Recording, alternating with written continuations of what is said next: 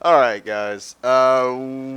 You guys all went and saw Rush this week. I didn't end up being able to go make it.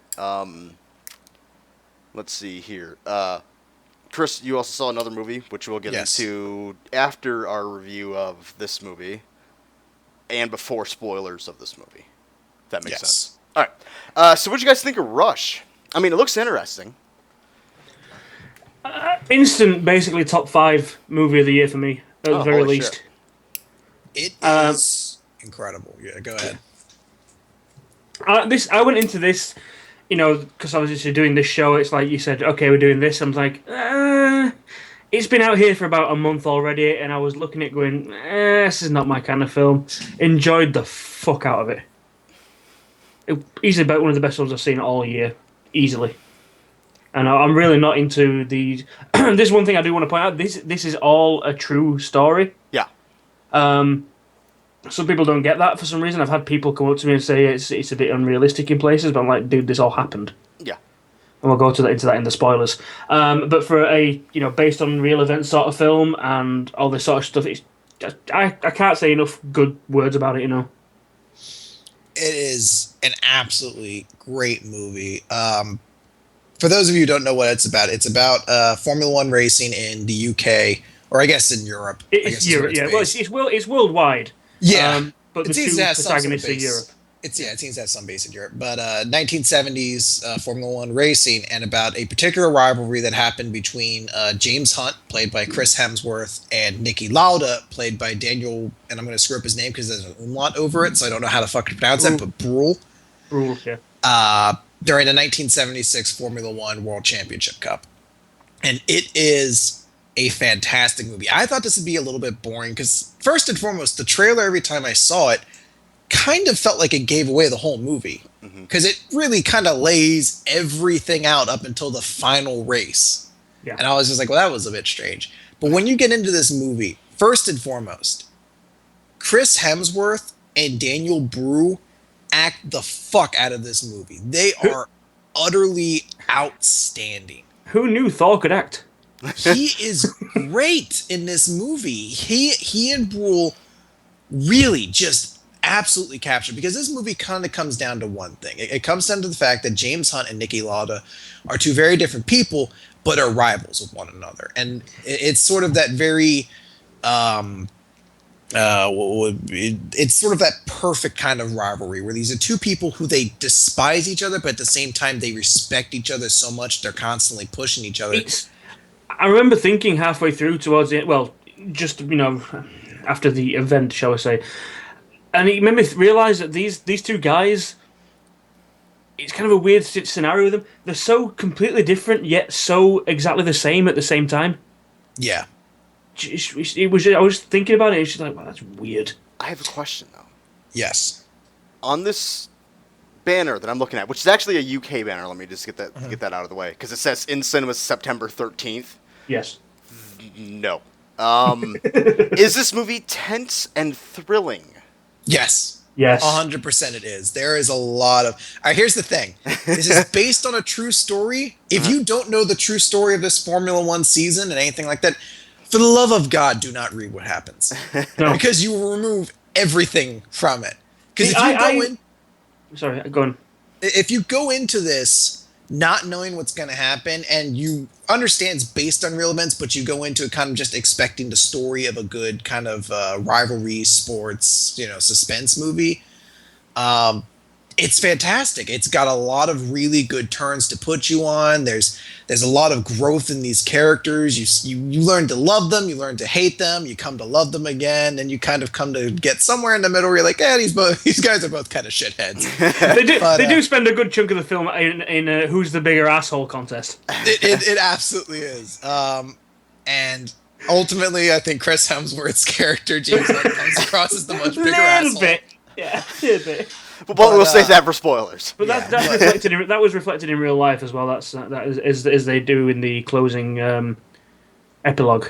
Yes, but yeah, it really does have a lot of great tension to it. Yeah, I mean, from obviously because I'm European, well, English, I live close to Europe. Obviously, I'm much more familiar with the Formula One history and the rest of it. I knew of Niki Lauda. Honestly, I had never actually heard this story because although I watch it every weekend, I don't really. I'm not a huge fan. I don't go into the history of it. But yeah, I mean, because I didn't know much about this, that nothing was spoiled, other than the fact that I know who's alive and who's dead. If you know what I mean. But Yeah. yeah, that's yeah. Do not look up this film. Do not research this film. Even now you know it's a true story. Go watch it. Yeah, you really take a lot out of the movie if you know what happens at the end. So that means don't listen to the spoilers at the end of this. Yes, I really cannot. I'm going to try not to really get in too specific when we get into the spoilers. So even if people do want to hear a little bit more about the movie and don't want the No, the direct if being spoiled, we're gonna spoil the shit out of it. We have to. It's we what are always do. But all right, But when fair it comes, enough. it's their choice. If they don't want to know, they don't have to listen. Fair enough. So I am still going to try to pull away a little bit, but I just keep Gavin, make sure he doesn't. Okay. But Everything he skips, you tell. yeah, no, this is absolutely 100% a movie I highly recommend. Yeah. I saw Don John earlier, and Don John, not to get into that right now, but I love Don John. I was like, that is my movie of the year right now. And then I was going into Rush like, I already saw my movie of the year right now. I hope hopefully Rush isn't too much of a disappointment. I left Rush like, that actually may have been even a better movie. So this is, I did not go into this expecting a lot, and I came out of it being like, wow, that was a lot of fun. It's a long movie. It's a 2.5 hour long movie, but honestly, it feels long, but I can't think of anything I'd cut. Ron Howard actually does an incredible job of pacing this movie, of keeping scenes just as long as they need to be without making them feel really curt, short, or unnecessary. Mm-hmm. He does a really good job of shooting this movie. It looks absolutely brilliant. I guess that's, almost goes without saying of Ron Howard at this point, but Yeah. it truly is built an absolutely great movie, and the acting in it is just incredible. Yeah. Don't let the fact that this is a Formula One movie put you off. If you don't know anything or have any interest in Formula One, you do not need to know anything about the sport, anything to do with anything really. Just go and enjoy this as the movie it is, because it's fantastic. Because it's a story about two people. It's not a story about Formula One. Yeah, this is very much, it's a story in the world of Formula One, but not about the world of Formula One.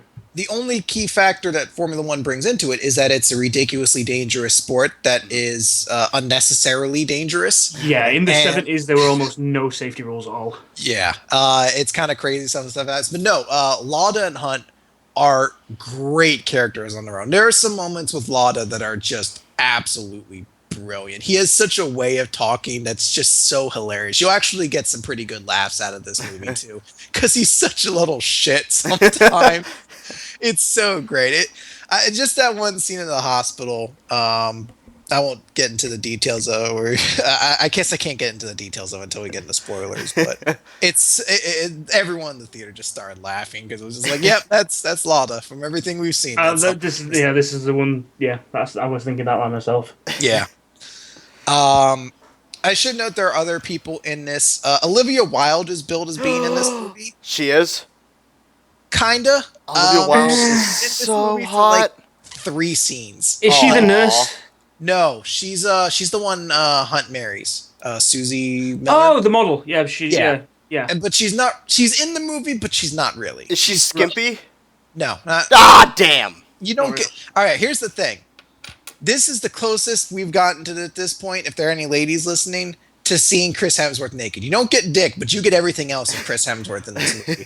Or guys, there is one scene when the dude basically belly flops onto his bed. I saw something. Yeah. Be careful. For guys, a lot of titties in this movie. A lot of nudity in this one. I came from Don John, which was a movie about porno. Still more titties in Rush. It was the 70s, man. I know. There are a lot of tits in this movie, so it's great on that regards, if nothing else. But yeah, Olivia Wilde's in it. She's not really in it, though. Alexander Lara plays Marlene. She's really good in this. It's actually just a strong cast across the board. There's no one who I can really pull out as being like that guy dragged the movie down. Great visual effects too, with some makeup effects they do towards the end for these characters. Um, yeah, no, I don't think there's anything I could really point at this movie and be like, this was, this This was was bad. We needed yeah. this needed to go. Or I think the worst thing I'd say about it is that it's long, and you'll feel that it's long. I think, but I don't think that's necessarily negative because there's nothing I'd really take out of the movie. I think maybe its weakest point is at the end after most of it's kind of died down, the action, but it's still. I kind of disagree with that. I honestly didn't think it felt long at all. I mean, it is a 2 hour film. A two and a It half felt hour. 2.5 hours. Jesus, no, it never felt anywhere near that long. Okay. Well, For me, I'd also been at the movie for an hour and a half beforehand. So maybe fair enough. For me, it felt like about an hour. It really did fly by. yeah, I mean, it can. But yeah, no, again, there's nothing to this movie where it feels long. You're just like, it's not like Prisoners, which we talked about the other week, where I was just like, this is an exceedingly long. oh, goody! Now he gets captured to another fucking half hour. Everything that's in this movie feels like it absolutely should be there. Fuck that movie. Before we get into spoilers, then as just a rating to give this movie, I give this a solid A. Easy. This is absolutely yeah, it's close to almost an A plus, but I'm going to give it an A.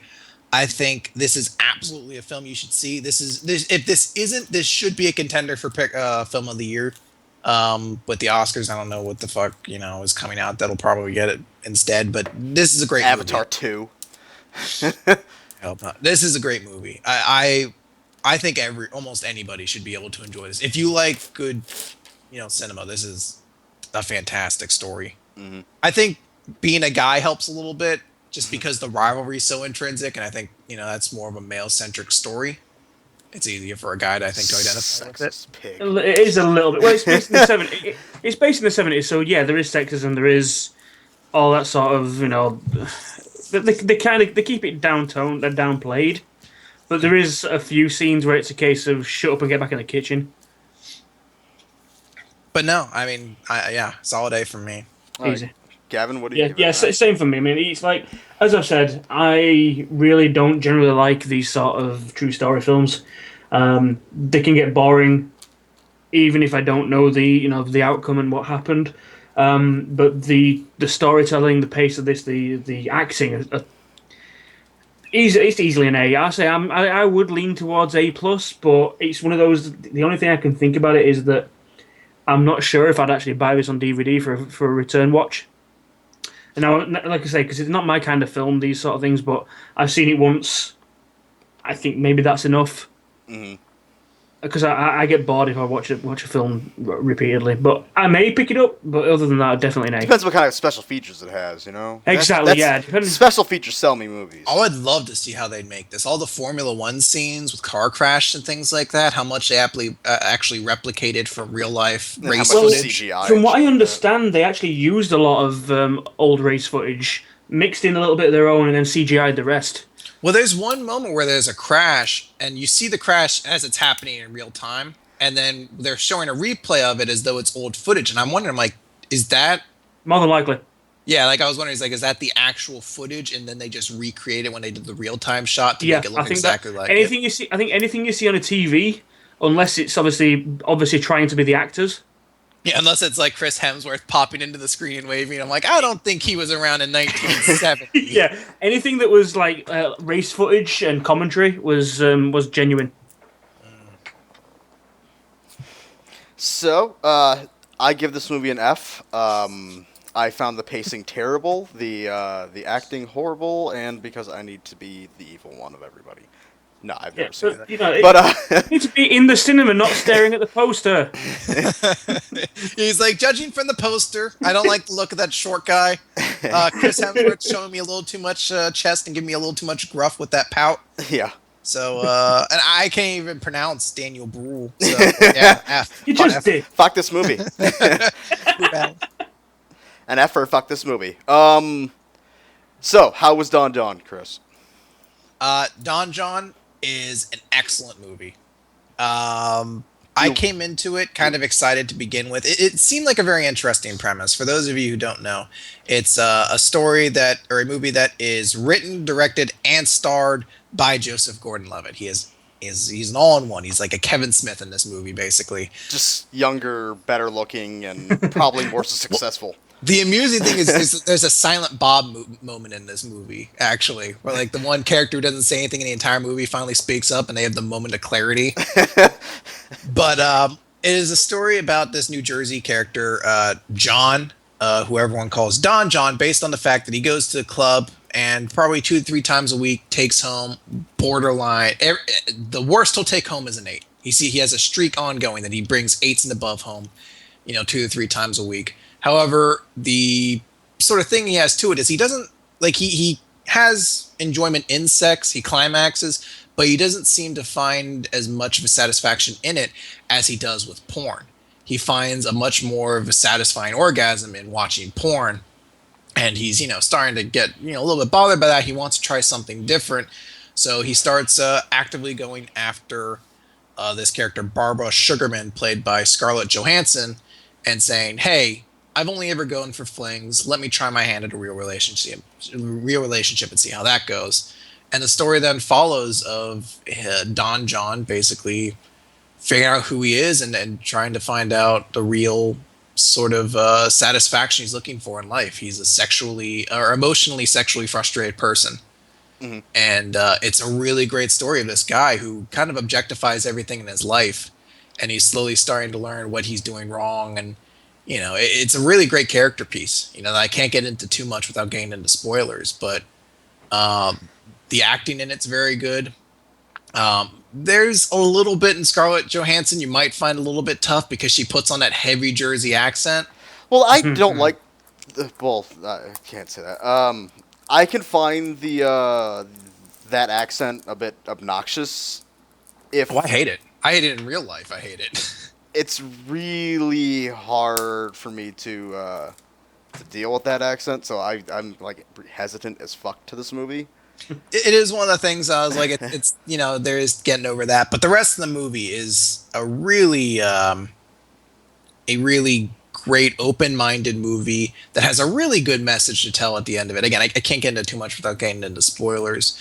It's shot in a very unique way, too, because at the very beginning, if you've seen trailers for this, John basically goes over the things he cares about, namely his pad, his body, his car, his church, his family, his boys, his girls, and his porn. And that is literally almost every time you see a scene in the movie, it relates to one of those things. Mm-hmm. So we kind of go through a repetition. Like anytime you see John in the car, it's him on his way to then go into church, which will then cut to him doing a scene of confession, which then usually translate into a scene of him going to the gym afterwards. It follows a repetition, but that repetition is very important because it kind of gets across part of what the point of the film trying to get part of what the film is trying to get across. Mm-hmm. And it could be a little bit jarring, but again, I almost consider it's not indie, but it has an indie film kind of feel to it. Mm-hmm. And that it has a very unique way of being shot and everything like that. It's not, I mean, after seeing Rush a little bit later in the day, I was like, yeah, that's a movie that's shot by a director who kind of knows what he's doing 100%. With Don John, there are a couple scenes I was like, why didn't we cut so much in that single scene? Like, why did we not hang on a camera for some of those moments? But, otherwise, there's not really a whole lot to complain about in this movie. It has a very unexpected ending, I thought. It ended on probably the best note I've had a movie end yet this year for me. Which we'll probably get into on spoilers also. Yeah. So, what do you give that movie, Chris? I give it another A. I really liked it. I thought this was a solid movie across the board. 2 A's in a row. Holy shit. See, this is going to make next week fucking terrible when you have to watch Runner Runner. Yeah, Runner is going to be a big drop down. I'm going to just warn people now. See, the only thing I'd heard about this is that meme that's going around about Joseph Gordon-Levitt. Basically, it's his first film he's ever written and directed. Plays a sex addict. Plays a sex addict. Makes Scarlett Johansson his girlfriend. So on that basis alone, I'll give him an A. I don't know about the film. I'll give him an A. Smart man. He's a smart man. It's a very edgy movie, and yeah, Scarlett Johansson's in it. But the fact that Scarlett Johansson is in it actually plays a big point to it by the end of the movie. That I don't want to get into without getting into spoilers. But she's hot, so I don't care. It's very important that he has someone like Scarlett Johansson in this movie. Because she has big tits, right? I'll get into it. Okay. So, from this point on, we are going into spoilers for both of these movies. If you do not want to get spoiled, get the fuck out. Abandon all hope, ye who continue on. I'm like, okay, so I did not expect the crossover where Don John showed up to win the fucking F1 Formula Cup at the end. That was shocking. Alright, guys. Spoil away. Alright, I think we'll start with Rush. Sure. Yep. This movie's... The only thing that sucks about spoilers at this moment now, because I want to see this movie. That's why I said I'm going to pull back. I'm not going to. No. Go ahead. It's right, here's the when one it comes to thing spoilers for movies, I can tend to separate myself from usually, but I don't know if I'm going to be able to do it for this one. We'll see. All right, here's the thing. The only thing I absolutely will not spoil is the final race result. To be fair, I don't really think that matters too much to the story. I think it's got a drama to it of who wins this race. Because who wins it wins the cup ultimately. So I don't want to get into that. I would say one of them they don't win. Neither of them wins. That's what I would expect going into this. Well, that's impossible based on the fact that if one doesn't win, the other one automatically. Yeah, basically going into it, I think Lauda was was leading the championship by 3 points. Mm-hmm. And it sets it up that Hunt has to at least finish third. Yeah, Hunt has to get enough points to beat him. Yeah. And it ends up being he's the only one that can. So it's basically Hunt or Lauda. Yeah. Okay. Here's the thing. The scene I was talking about earlier. I love this guy. Such a great character. He's such a Weasley little shit throughout the movie. And if you haven't seen the trailer yet, if you have though, you probably understand this happens because again, the trailer says so much of this fucking movie's plot that baffles me. There's an accident in one of the races where Lauda's car overheats. He pops his engine and his fucking car engulfs in flames, and they take like a minute to be able to get him out of the car, so he suffers a whole bunch of bad burns all over his body, and they're not really sure if he's going to make it. And there's just this moment where you're not really sure if he's going to be able to continue. They're in the hospital, his wife's there, she's panicking, and he's wrapped up.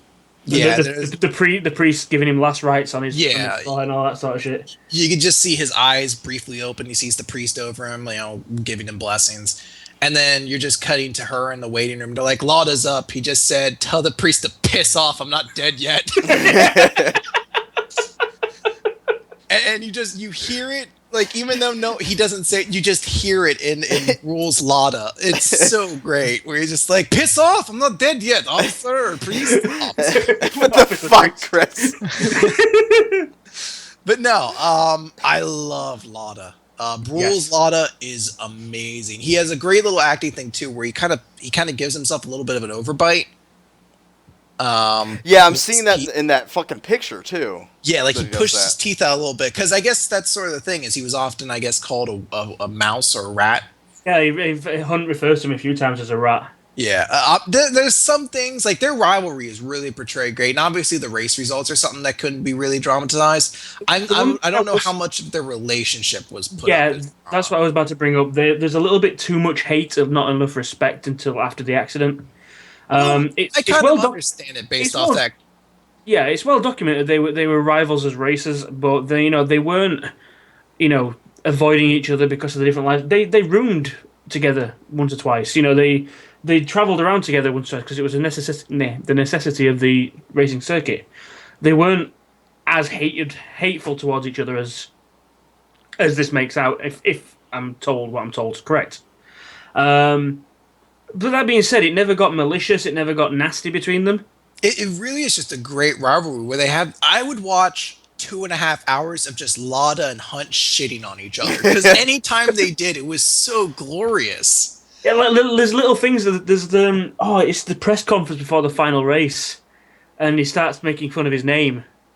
It's like if Nicky wants to get tricky with the race result, Dicky or something like that, and you see Brule in the background just reacting to that sort of stuff. He's not on camera. He's just in the shot at the back, and he's like, yeah, whatever. He's like, fuck you.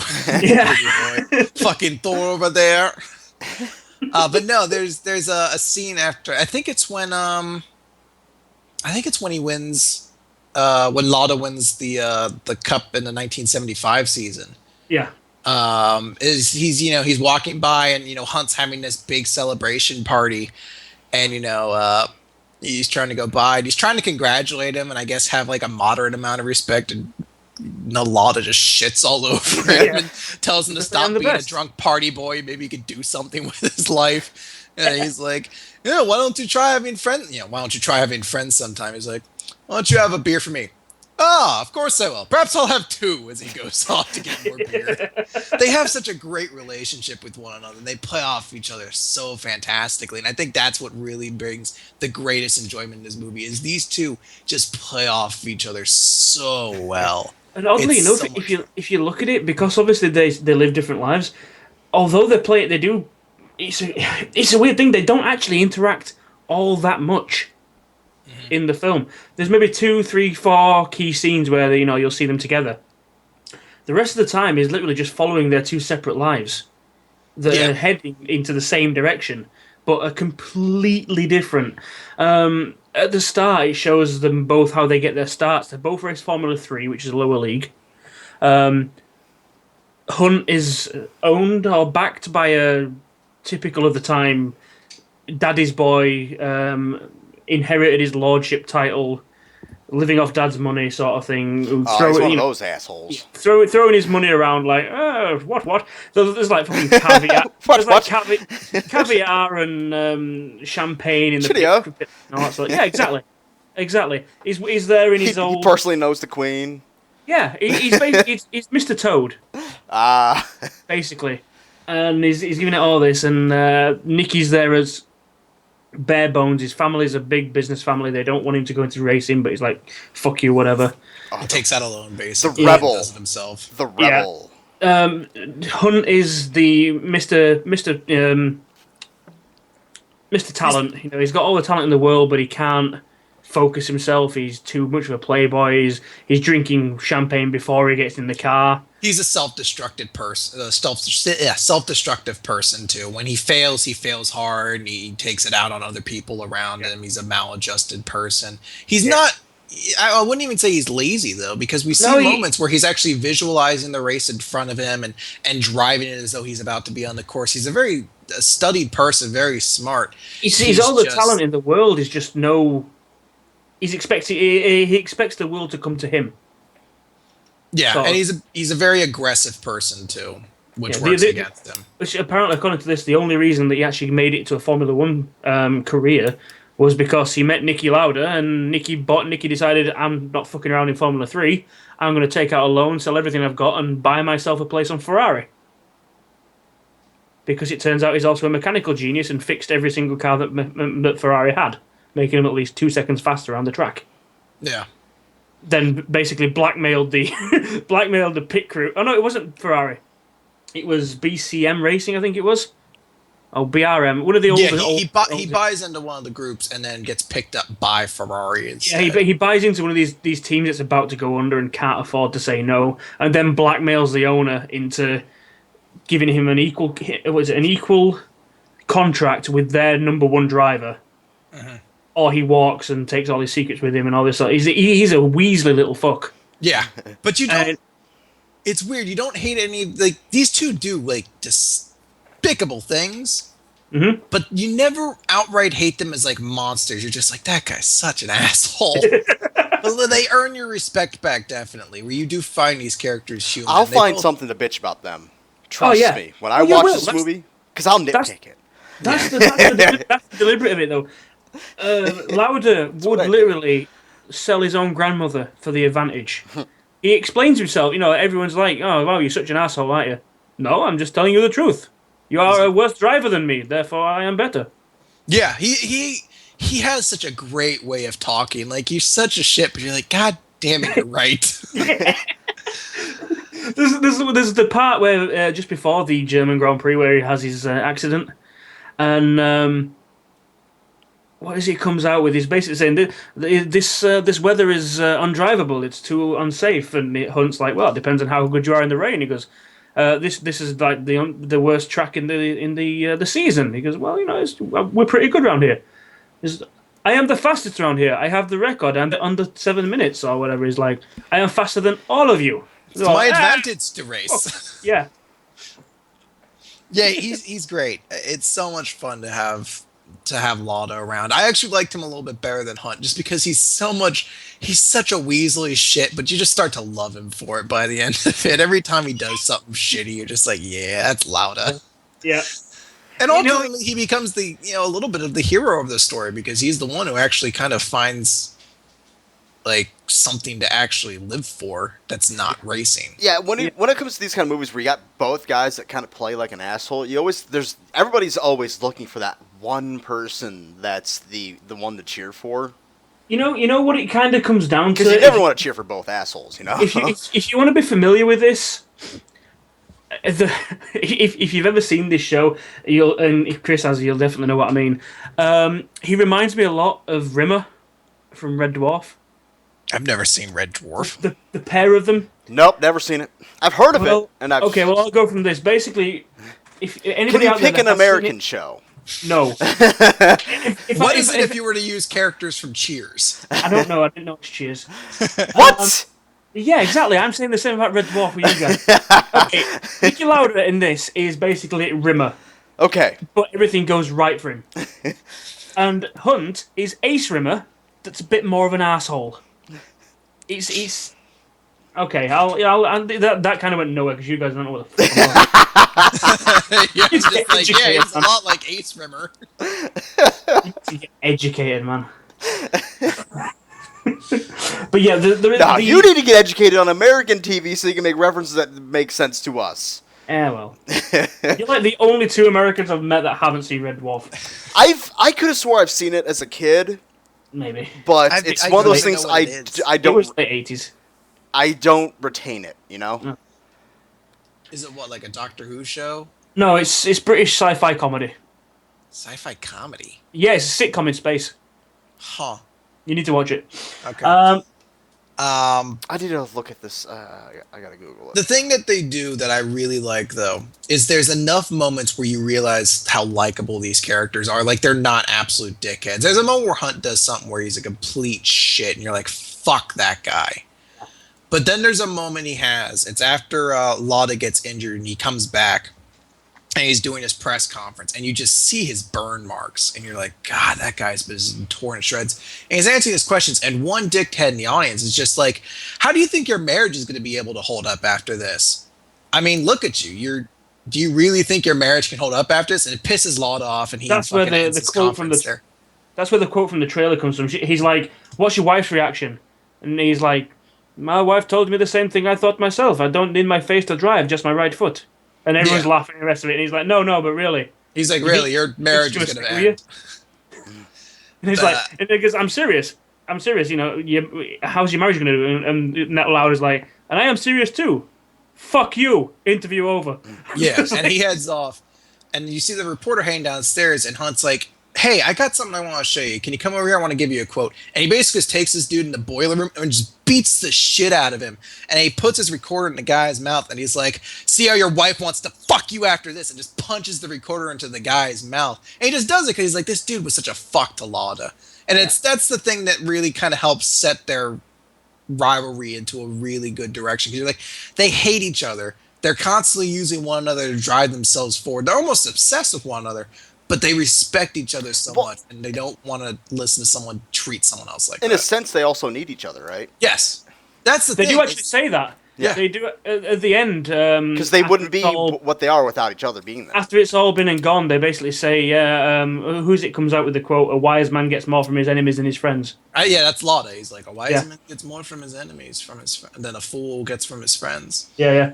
And there's a quote I love, and this is in the trailer too.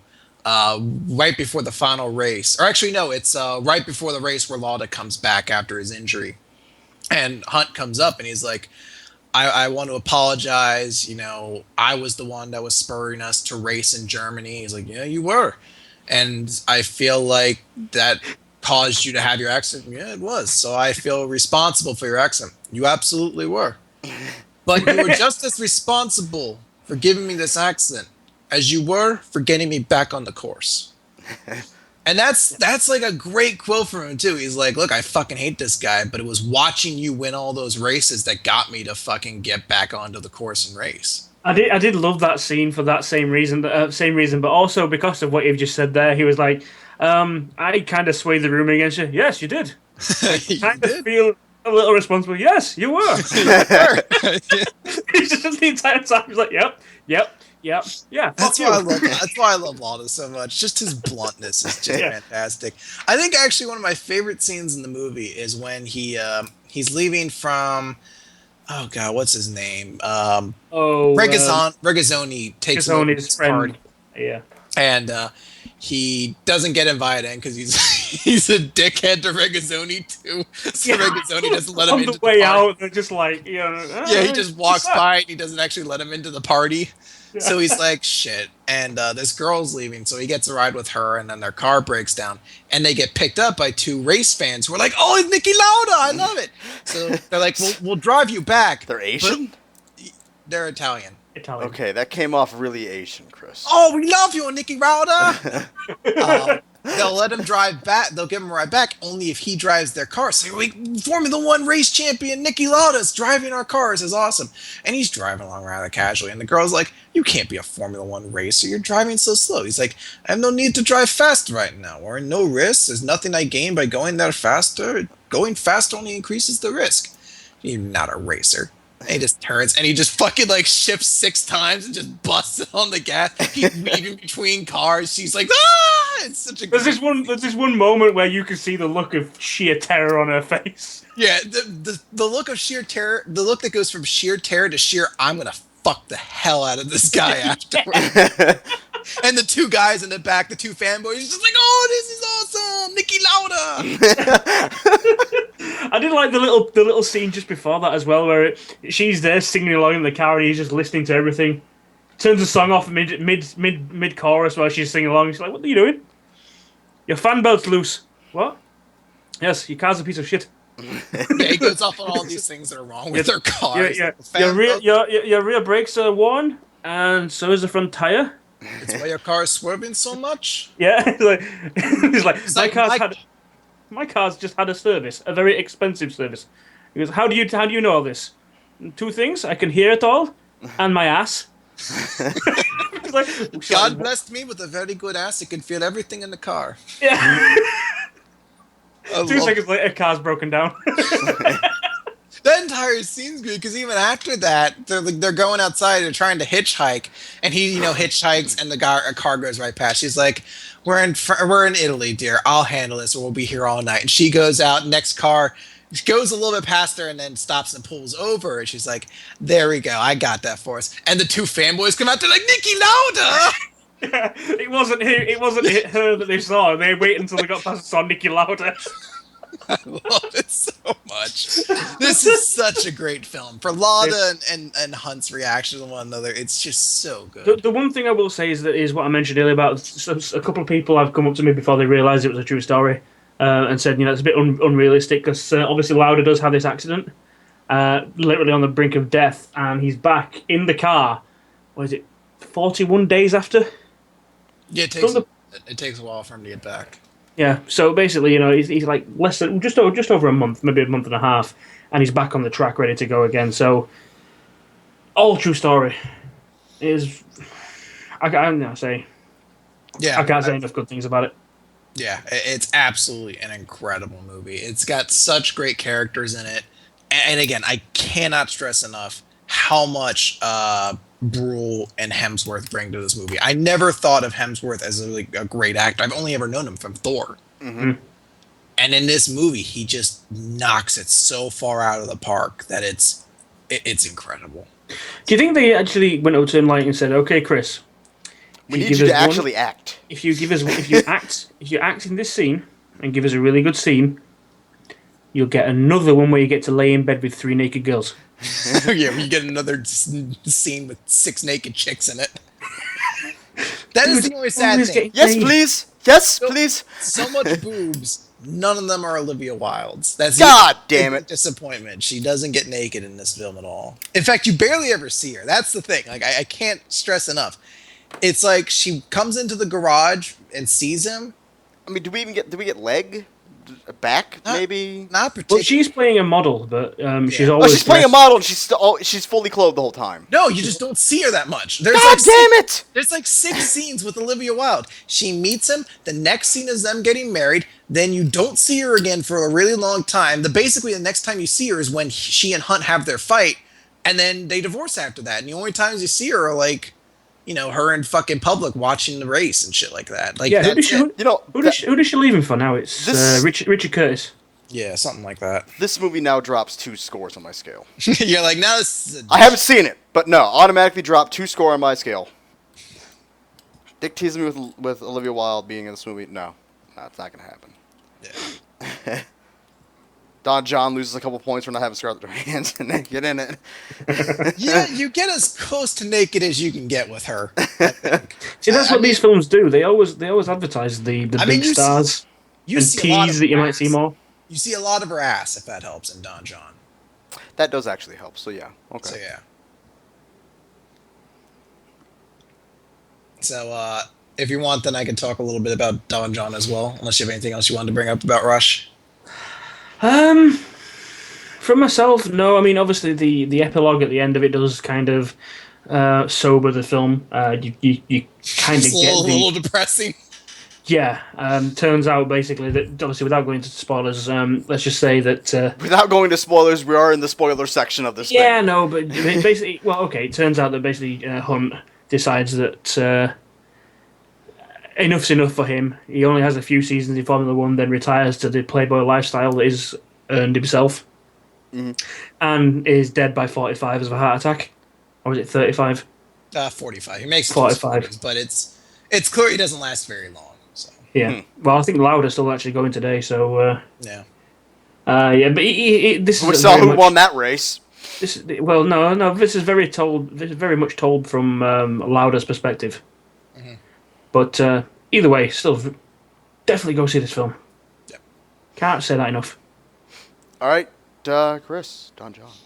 So Don John. At the start, and again, this is huge spoilers at this point. So if you want to see Don John, don't listen to the rest of this. If you Get want to the go in fuck out. as clean as possible. But Don John is essentially a romance story of today. And at first, you think the romance story is between him and Scarlett Johansson's character.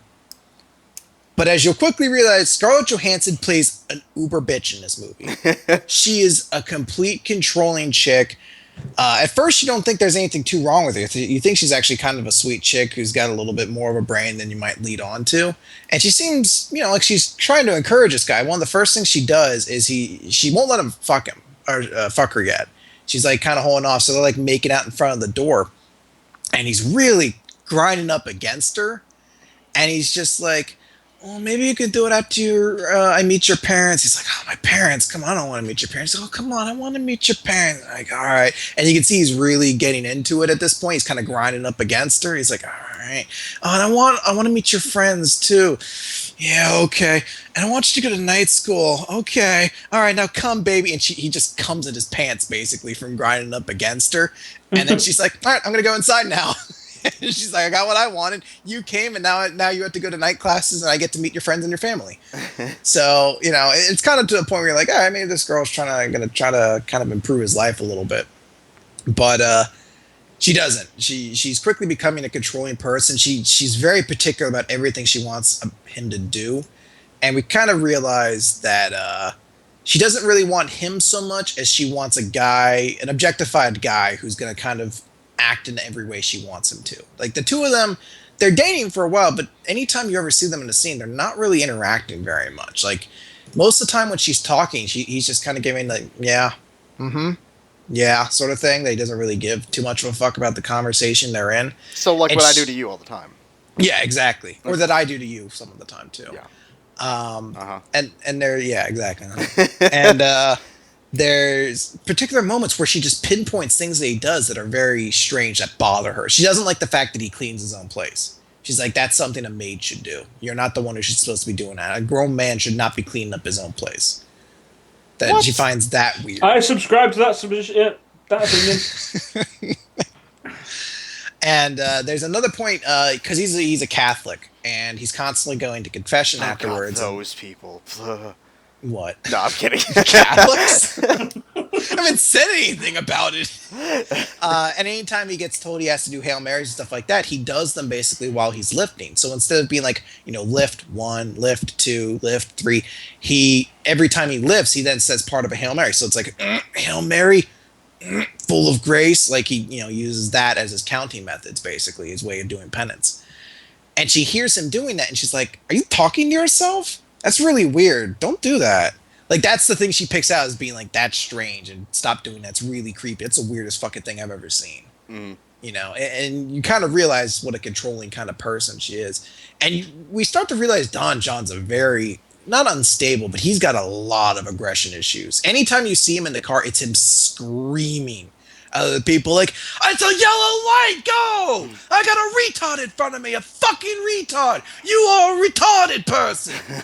And there's a point where like he's yelling at somebody, like yells at him back, and he gets out of the car, runs up, and is about to fight the guy. Guy starts to drive off, so Joseph Gordon-Levitt just fucking punches the dude's window. And he's just like, fuck me! And the next scene's him walking into church with the bloody hand.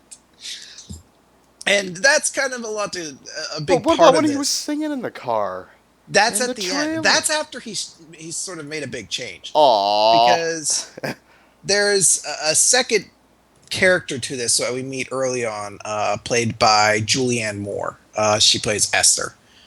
And Esther, yeah. And she, at first, is just this really weird girl that he meets at night classes. We don't know much about her. The first time we see her, she's just crying, and we don't know why, and he kind of just walks past her. It's like that awkward moment where he has to get back into class, but she's crying in the doorway. And he just kind of walks past, and she's like, I'm sorry. He's like, don't worry about it. And after that, other stuff happens in the movie where he can't watch porn anymore because she's caught him once doing it, and she's like, that's the fucking weirdest thing I've ever seen. I don't want you doing that anymore. Watching porn is weird. Yeah. Huh. According to her. Well, the frequency at which he does it is actually something a little bit come weird. to realize is very weird. He is addicted to his porn. But he's like, all right, I got to get my rocks off other ways. So he's watching on his phone. So he's watching in class, and she sees him watching it. And it's kind of funny. She's just like, I want to apologize to you. I was crying at the door. It's extremely weird. He's like, he's kind of like, it's fine. It's whatever. Don't worry about it. Get away from me. And then she's like, yeah, I'm sorry about that. Were you watching two people fucking on your phone? He's like, lady, what the fuck? And you start to see more about who this girl is, and she's he does remember every single time he does it too. Because he mentions that every time he goes to confession. I had sex 3 times out of wedlock this week, and I watched and masturbated to pornographic material 86 times. Well, not 86. I don't think it ever gets that high. I think the highest is like 36 times. And he constantly, is dealing with the penance from that. But he meets this girl, and so his really, whole life is basically beating off, confessing to it, then saying Hail Marys to get rid of it. Yeah. Well, I mean, he lives not a directionless life, but he's plateaued in his life. He works as a bartender at night, and he mostly spends the rest of his week kind of working out, cleaning his place, hanging out with his friends. And the things he goes through, in the trailer where he names off everything he does. Yeah, and fucking chicks after work. He's kind of plateaued a little bit, and that's kind of something he has to get over. That's a part of the movie. But anyway, what Julianne Moore represents in this movie is she actually becomes the real love interest in this film. Shocking. Well, it actually is a little bit shocking to me, because I kind of felt like that was going to happen a little bit. Mm-hmm. But the very particular thing about this, and this is what I meant when I said Scarlett Johansson, the fact that it's Scarlett Johansson is very important. He initially is dating Scarlett Johansson, a girl who I think could arguably be considered one of the hottest women in cinema today. And I think she's definitely top 10, yeah. And arguably, I think you'd have to at least give her top 20. She's definitely got to be in that range of American cinema of actresses. He goes from someone who looks like her to Julianne Moore, who's not an ugly woman by any stretch, that's not what I'm saying. But she is a woman who I think, in the film, she looks like she's at least in her mid-40s. And Don John looks like a guy who's in his late 20s. What comes to happen is these two have a very unconventional relationship. It's very unorthodox. He doesn't, they don't even.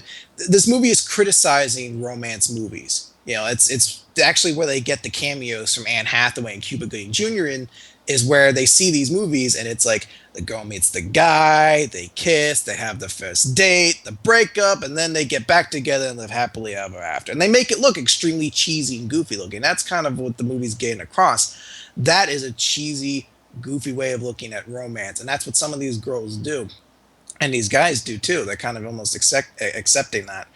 What this movie's trying to get across is what having a real emotional connection to somebody else does for a person.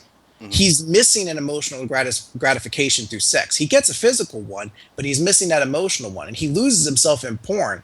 But what he doesn't get, he doesn't lose himself in anyone else. So when he's having sex with a woman, he doesn't get that same gratification because it's almost always missionary. He doesn't seem to get any emotional connection with anybody. It's just an objectification of somebody else. It's just, this is a woman.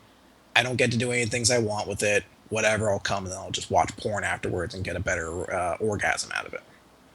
Julianne Moore's character actually challenges him. She actually starts to open his eyes, and because of it, he becomes a much better person. He does a lot of smaller things that really, I think, kind of hammered home what it was that this relationship is doing for him.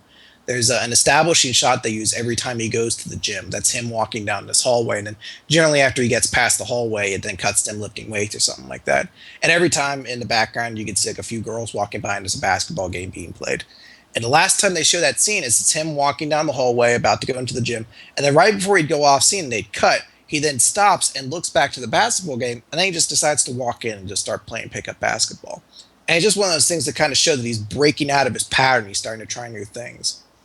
And the end of the movie, he and Julianne Moore are getting together, but he notes very particularly they're not, it's not like the same love that he had with Scarlett Johansson. He notes he's like, I love this girl. Maybe not love. Like, I'm not thinking about marrying her yet. She's not even ready for it.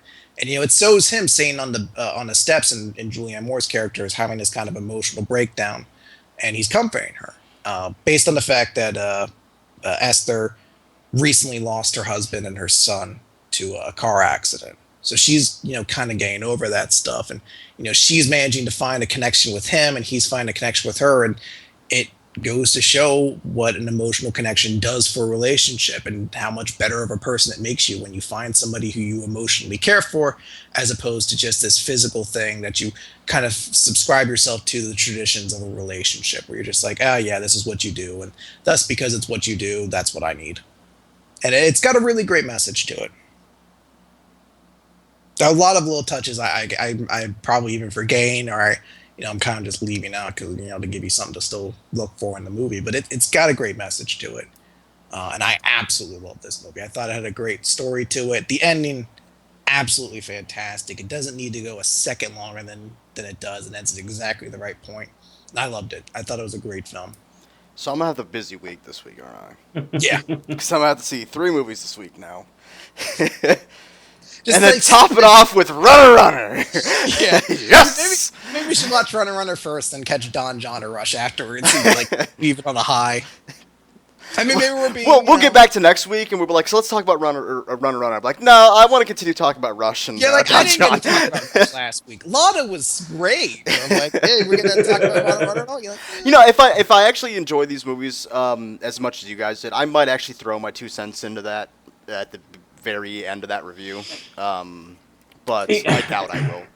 It sounded like these two could possibly, at least at the start of the winter season, so to speak, these two do sound like they could be, easily movies of the year contenders. They are for me right now. I mean, there wasn't much competition going into this. We started watching movies with Man of Steel, and since then, the closest thing I came to a movie of the year since then was Kick-Ass 2. Which I probably liked more than I should have. So, see, for me, it'd be World's End, but again, yeah, that's because I like the series, the 3 of them. Yeah, I mean, I don't think you can look at either movie and be like, this is an amazing film, other than the fact that this will probably replace, if these are as good as you say, they'll probably replace my number 1, which is still sitting at World War Z. Yeah. I still haven't seen that. It's a really good movie, man. You gotta watch that movie. I have it sitting on my shelf. I was actually gonna watch that after we're done doing Co-op or Die tonight. Watch it Yeah, the Nick's second got time. some good thoughts on this in the chat room as well. What's that?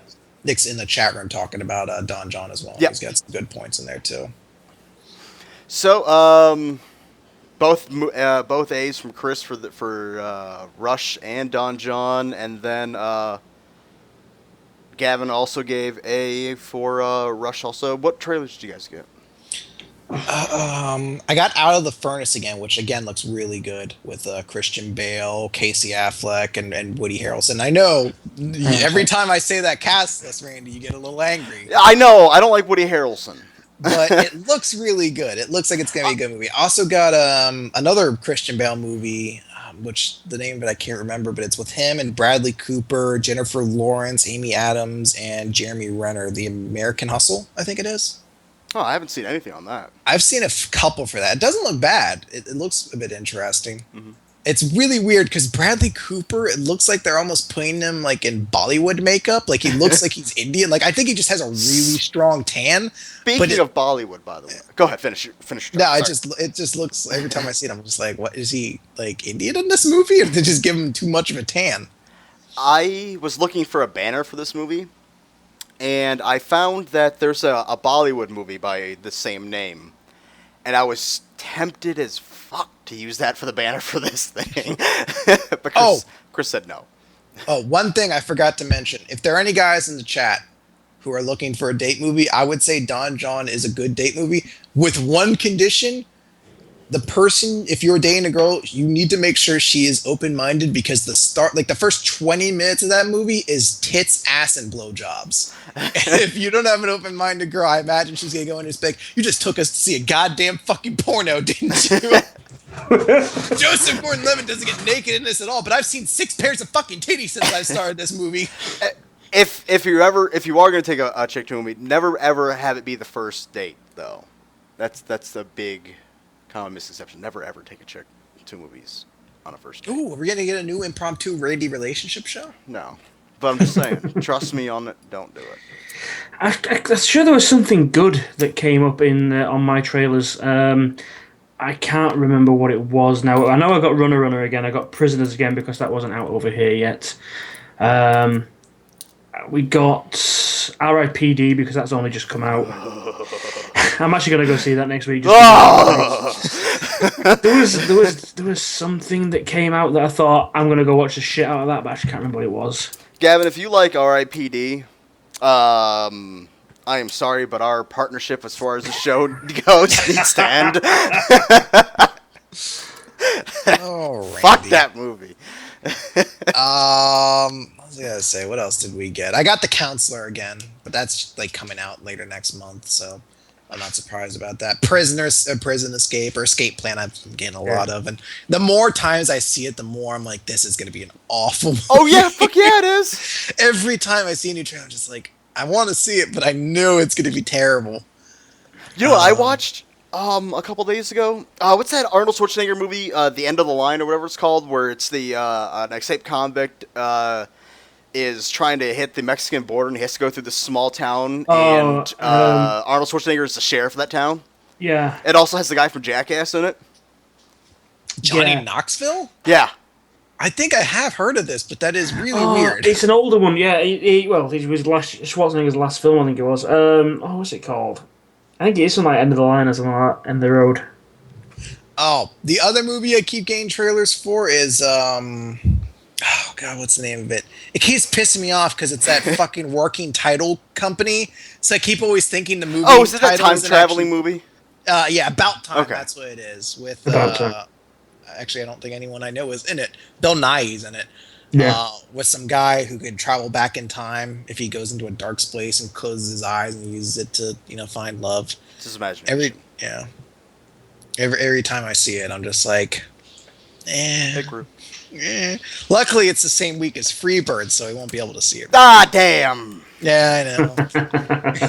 We gotta go see a good movie. Yeah. Yeah, we have to go see Freebirds. Can't miss out. Actually, no, I get to miss out on that one. Yeah, you get to miss out on that completely. Yep. Oh, Delivery Man! I saw a trailer for as well with Vince Vaughn, where he donated sperm, and now he's like the father of 500 children. Yay. Because of Vince the mix-up. Vaughn. It's it's gonna be a feel-good movie. It doesn't look bad. It's another Vince Vaughn movie. Yeah. Well, it's a different movie for him. He's playing a serious role. It doesn't seem like it's much. I mean, it's gonna have a little bit of comedy, but it's a feel-good movie ultimately. Ah, well. Yeah, out of the furnace, we got American Hustle. I've been getting a lot of. I haven't seen anything for Anchorman anymore, or Monuments Men. I saw one trailer for that, and then they stopped. I haven't seen anything Mr. for- Banks. I haven't seen anything for Anchorman. Oh yeah, Besides it's the one not till- trailer I it's not watched till online. it's not till December though, is it? Oh God. Okay, now I remember the other movie, Her, with fucking Joaquin Phoenix and Amy Adams, Scarlett Johansson, and Rooney Mara. Where Joaquin Phoenix plays this like guy who's got a new operating system that has like a sexy woman voice to it, and he falls in love with her, Oh, and like it just looks so weird. It's like him laying in his bed, and he's just like, "I want to touch you," and then like the robot voice comes in like, "How would you touch me?" And I'm just like, God, this, and they're trying to paint off like a serious like heartwarming romance movie. I'm just like, this looks awful. Last Stand. The Last Stand. That's it. That movie's fucking terrible. That's the Schwarzenegger one, isn't it? Yeah, that movie is fucking terrible. I gave you permission. The You fuck? misspelled his name. Oh, damn it. You put a Y instead of a U. And you got him timed out. No, he got a warning. He's fine. It is true, Ron. It used to be a joke on TA that I never saw movies, and now I do a movie show or a movie review show. Chris, the movies that Chris hasn't seen is legendary. Yeah, Have you- it's still that's still not changed. Have you seen Back to the Future yet? No, Ghostbusters. I will probably. I've seen Ghostbusters 1 and 2. That was never a Okay. thing. Was I've it? seen Ghostbusters. I still haven't seen Indiana Jones movies yet, or the Goonies, or RoboCop. Star Wars? I've seen the Star Wars movies. I've Okay. seen all Chris, those. you have to go see RoboCop before we get around to the new one. Yeah, Yeah. that's the thing. I'll probably see the first RoboCop before I see the new RoboCop. Also, if considering Catching Fires on next month, you need to go see the first one. That Yeah, I need to see Yeah. that as well. That movie gets a lot of hate, but I love that movie. yeah, I do. Everybody's like, "Oh, the I've read shaky books. cam is annoying." I'm like, "Nah, the shaky cam makes sense for that movie." You know?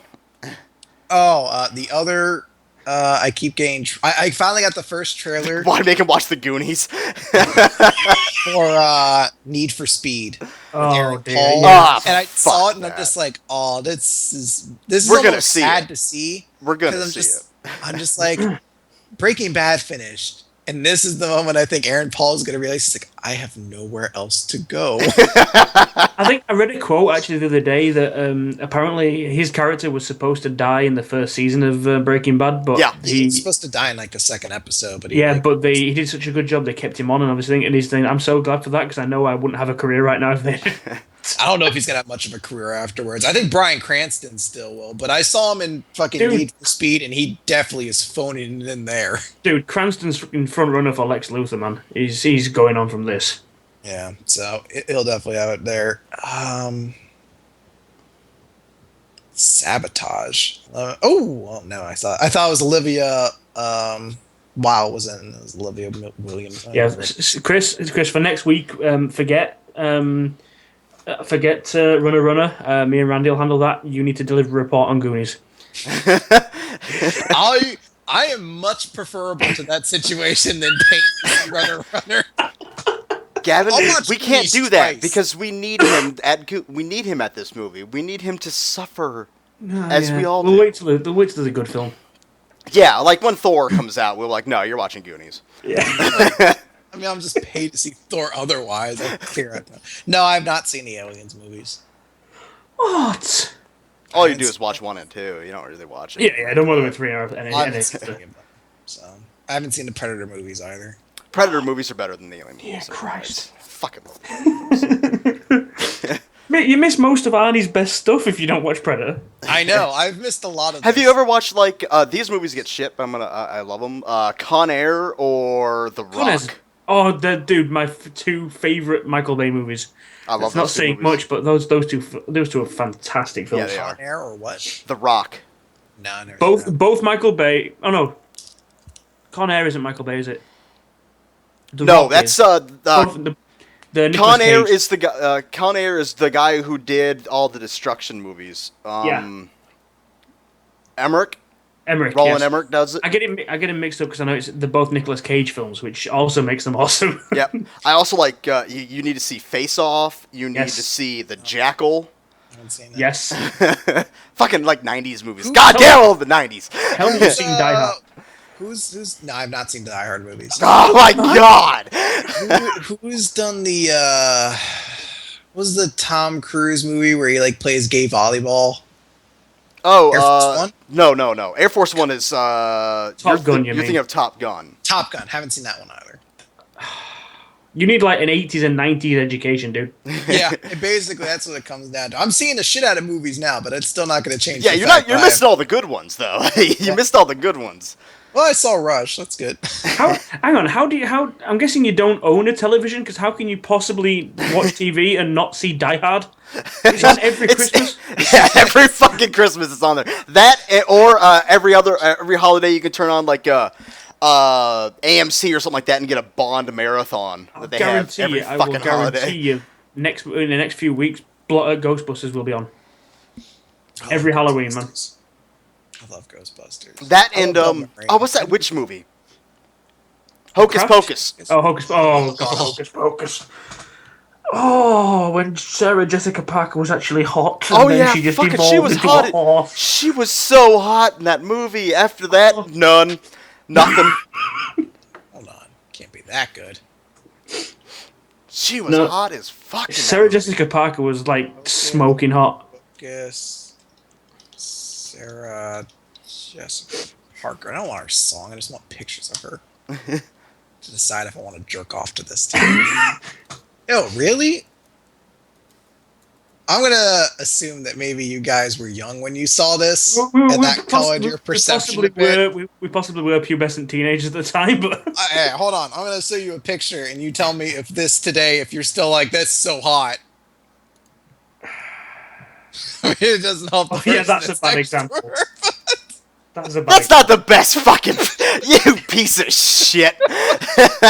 I'm just saying. I'll just drop that in the chat. So you know.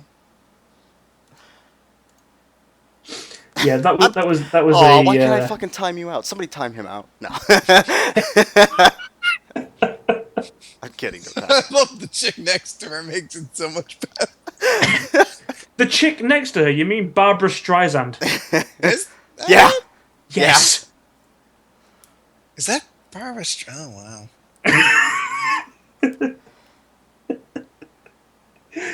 I mean, I don't know Yeah. In if fairness, she does have. Yeah. She just have cleavage on the cost. See, even Nick agrees with us. I think. I don't know. I That think does affect your mind a little bit. I think if you paid me, I couldn't name a Barbara Streisand song. Wind Beneath My Wings? What? Is that her? Okay. Yeah. I was gonna go Well, with. She recorded it at least, anyway. I was gonna go with fucking the Bodyguard song, but I was like, that's Whitney Houston. Yeah. The one from Titanic. That's her. yeah. Oh, it says it's Bette Midler. Oh, Thank you, Nick. Bette I Midler, was, sorry. I was gonna always get say them that, too- but I What? didn't want to feel like an Yeah, idiot.